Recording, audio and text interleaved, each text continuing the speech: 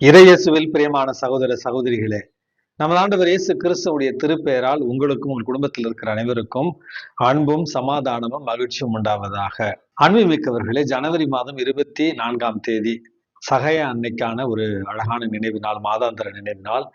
இந்த ஆண்டினுடைய முதல் அன்னைக்கான வணக்க நாள். இந்த அருமையான நாளில உங்களுக்காக நான் ஜெபிக்க வாக்களிக்கிறேன். அன்னையினுடைய பரிந்துரையால் உங்கள் குடும்பங்களுக்கு இந்த ஆண்டு முழுவதும் அன்னையினுடைய பாதுகாப்பும் அன்னையினுடைய பரிந்துரையும் நிரம்ப கிடைக்க உங்களுக்காக ஜெபிக்கிறேன்.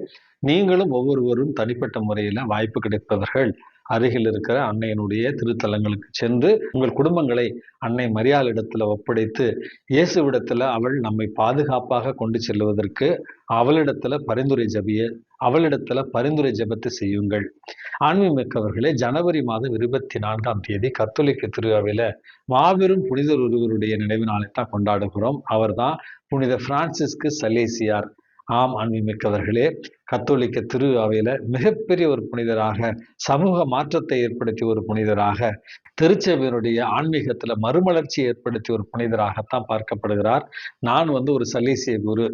இந்த புனித பிரான்சிஸ்கு சலேசியாரை தான் எங்க சபையினுடைய பாதுகாவலராக நாங்கள் ஏற்றிருக்கிறோம்.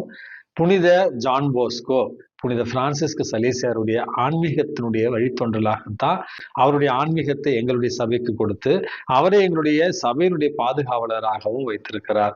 ஆகவே சலேசியர்களாகிய எங்களுக்கு இந்த பெயர் வந்ததற்கான காரணம் புனித பிரான்சிஸ்கு சலேசியார் என்கிற இந்த புனிதரிடமிருந்து பெற்றுக்கொண்ட ஆன்மீகம்தான். ஆன்மீகமிக்கவர்களே, புனித பிரான்சிஸ்கு சலேசியார் என்பவர் திருச்சபையினுடைய வரலாற்றுல 15வது நூற்றாண்டுல வாழ்ந்த ஒரு புனிதர். பிரான்ஸ் தேசத்துல அனசி என்று சொல்லப்படுகிற இடத்துலதான் கிபி 1567வது ஆண்டு இவர் பிறக்கிறார். குடும்பம் பணக்கார ஒரு குடும்பத்தினுடைய தலைச்சம் பிள்ளை, அதாவது முதல் குழந்தை. இவருக்கு பிறகு பல சகோதரிகள் மற்றும் சகோதரர்கள் பிறந்திருக்கிறார்கள்.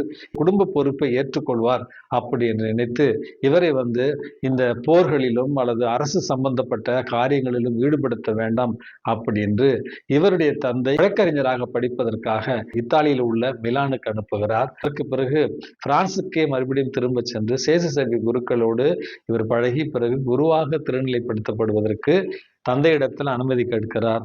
குடும்ப பொறுப்பை ஏற்பார் என்று இவர் நினைத்தால் இவர் குருவாக மாறுவதற்கு அனுமதி கேட்கிறார் என்கிற தயக்கத்தில் இருந்த தந்தை முதலில் அனுமதியை மறுக்கிறார். பிறகு இவருடைய ஆன்மீக தாகத்தை கண்டுணர்ந்த இவருடைய தந்தை இவரை இறைவனுக்கு ஒப்பு கொடுக்கிறார்.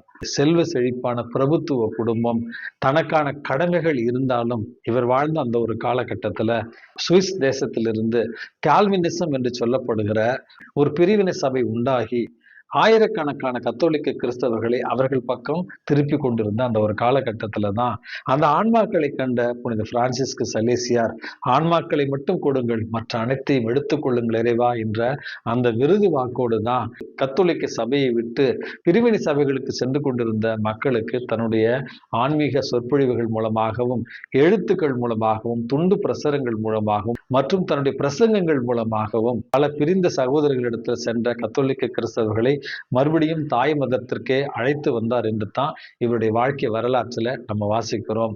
இவருடைய ஆன்மீக தாகத்தை கண்ட திருச்சபையினுடைய தலைவர்கள் இவரை ஜெனோவா நகரத்தினுடைய ஆயராகவும் உயர்த்தினார்கள்.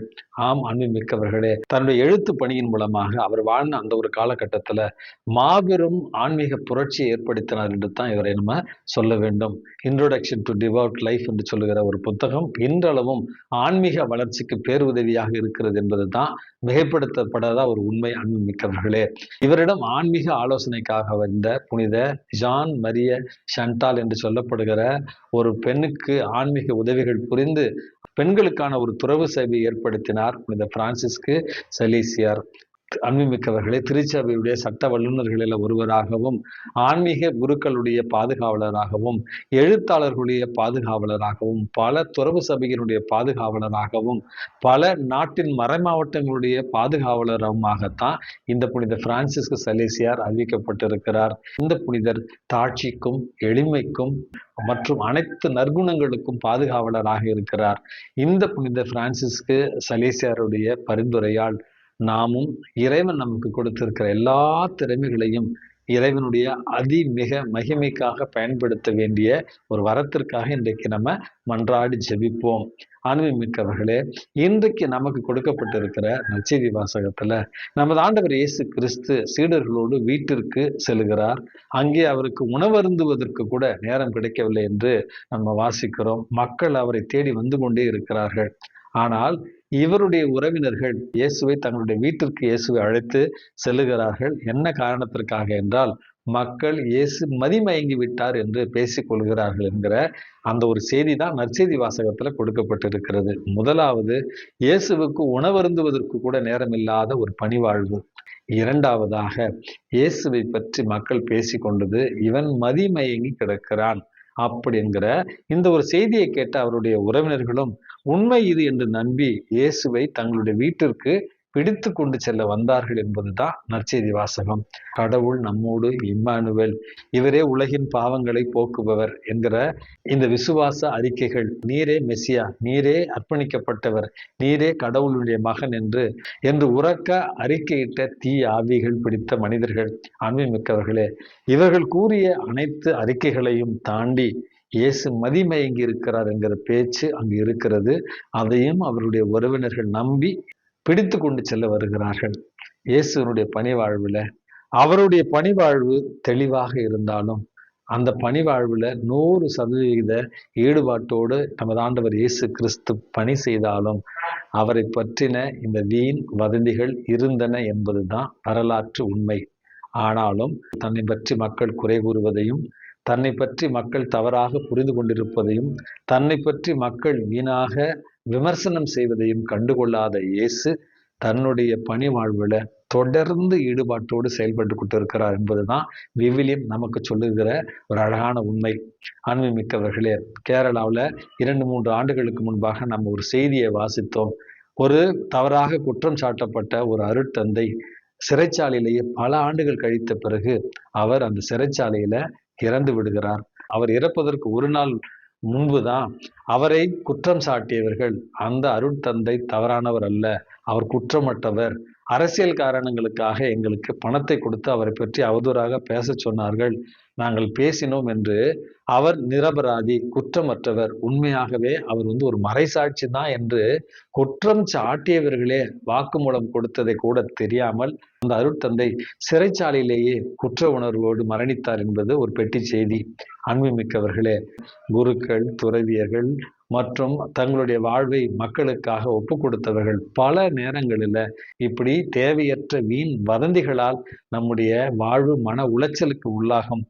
நம்மை பற்றி தரக்குறைவான மலிவான விமர்சனங்கள் வருகிற நேரத்துல கூட மனதில் ஒருவித வலி ஏற்படும். அன்புமிக்கவர்களே, சமீபத்தில் நம்ம பார்த்தோம் அல்லவா, கேரளாவில் ஒரு பஸ்ஸில் தன்னை பாலியல் துன்புறுத்தல் செய்கிறார் அப்படி என்று ஒரு இளைஞரை பற்றி தவறான ஒரு செய்தியை, வீடியோவை வெளியிடுகிறார் ஒரு பெண். இந்த பெண்ணினுடைய வீடியோ காரணமாக மிகுந்த மன உளைச்சலுக்கு ஆளான அந்த இளைஞர் தற்கொலை செய்து கொள்கிறார். அதற்கு பிறகுதான் தெரிய வருகிறது, அந்த பெண் போலியாகத்தான் அந்த வீடியோவை வெளியிட்டு இருக்கிறார். அந்த இளைஞர் உண்மையாகவே அப்படி தவறான இளைஞர் இல்லை. ஆனாலும் அவர் தன்னுடைய உயிரை மாய்த்து கொண்டார். அன்புமிக்கவர்களே, இப்படி உண்மையாகவே நம்முடைய தவறான விமர்சனங்களாலும் அல்லது தவறான குற்றச்சாட்டுகளாலும் பலரை உயிரோடு கொலை செய்திருக்கிறோம். அல்லது நம்முடைய வன்மமான விமர்சனங்களால் பலருடைய உள்ளத்தில் காயத்தை ஏற்படுத்தியிருக்கிறோம். அந்த நேரங்களுக்காக மனம் வருந்தி இறைவனிடத்திலும் நாம் யாரை பற்றி தவறாக பேசியிருக்கிறோமோ அவர்களிடத்திலும் முதல்ல மன்னிப்பு கோருவோம். இது யாரையாவது நாம் விமர்சனம் செய்திருந்தால். இரண்டாவது, மற்றவர்கள் நம்மை பற்றி விமர்சனம் செய்கிற நேரத்துல இறைவன் திருமுன்னிலையில நான் நேர்மையாக இருக்கிறேன், இறைவன் திருமுன்னிலையில நான் நீதிமானாக இருக்கிறேன் அப்படி என்று இறைவன் நமக்கு கொடுத்திருக்கிற பணியில ஈடுபாட்டோடு நமது ஆண்டவர் இயேசு கிறிஸ்துவை போல நம்ம வாழ்கிற பொழுது இறைவன் நம்மை உயர்த்துவார் என்கிற உண்மையை புரிந்து கொண்டு, நம்மை பற்றி தவறான விமர்சனங்கள் வருகிற நேரத்துல, நம்மை மற்றவர்கள் தவறாக புரிந்து கொள்கிற நேரத்துல இறைவன் திருமுன்னிலையில தாட்சியையும் மனதிடத்தையும் பொறுமையையும் இறைவன் நமக்கு தர வேண்டுமாய் இன்றைக்கு மன்றாடி ஜெபிப்போம். எல்லாம் வல்ல இறைவன் தந்தை, மகன், தூய ஆவி உங்களையும் உங்கள் குடும்பத்தில் இருக்கிற அனைவரையும் நிறைவாக ஆசீர்வதித்து பாதுகாத்து வழி நடத்துவாராக. ஆமேன்.